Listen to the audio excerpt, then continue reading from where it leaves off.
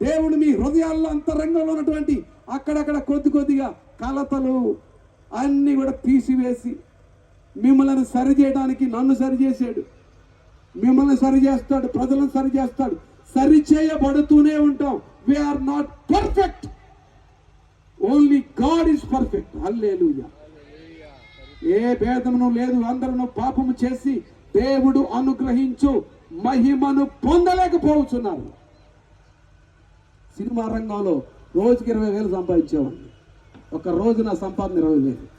డబ్బు సంపాదించిన పెద్ద విషయం కాదు. ఆర్ట్ డైరెక్టర్గా పనిచేశాడు. బాబాయ్ ఇద్దరు ఆర్ట్ డైరెక్టర్స్.